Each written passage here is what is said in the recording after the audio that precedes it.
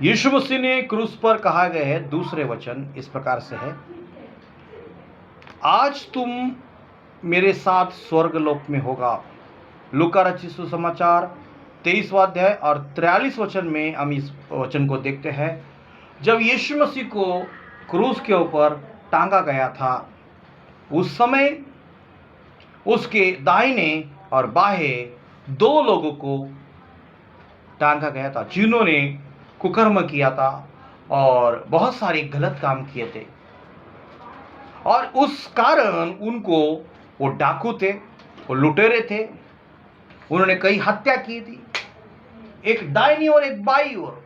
लेकिन उसमें से एक व्यक्ति ये जान गया कि यीशु मसीह परमेश्वर है, क्योंकि परमेश्वर को छोड़ कोई और इतना देर तक क्रूस के ऊपर लटके नहीं रह सकता। क्योंकि एक चोर ने यह देखा कि खून बह रहा है, पूरा शरीर में घाव घाव है, लेकिन यह व्यक्ति उसको सह रहा है। इसका मतलब यह व्यक्ति परमेश्वर है। दूसरा जो चोर था, वो यीशु मसीह को गुस्सा दिला रहा है। बोला, वो ये कह रहा है, अरे तू परमेश्वर का बेटा है। यीशु मसीह को ललकार रहा है, यदि तू परमेश्वर का बेटा है, यदि तू परमेश्वर है तो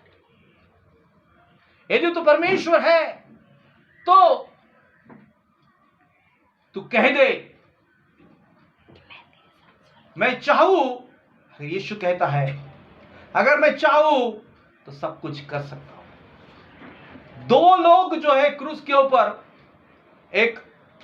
दोनों चोर थे, लेकिन एक चोर का दिल बदल गया और वो इस प्रकार से कहने लगा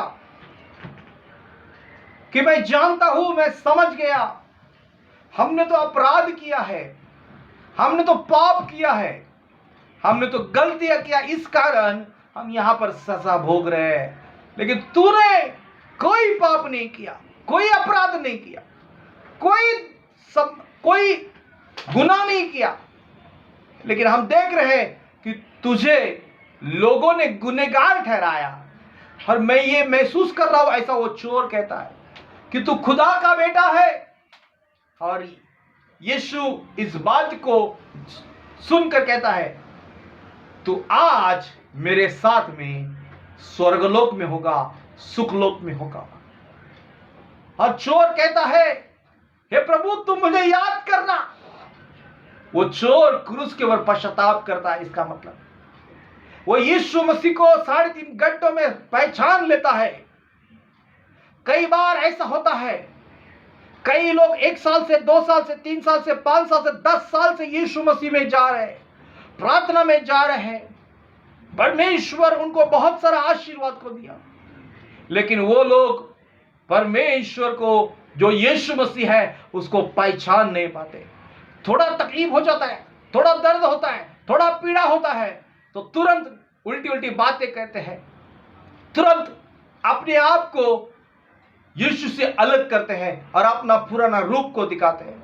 लेकिन यहां पर एक चोर ने अपने आप को यीशु मसीह के सामने नम्र किया, और यीशु ने उसको वादा किया, तो मेरे साथ में सुखलोक में होगा। प्रभु तुम्हें आशीष करे। आमेन, आमेन।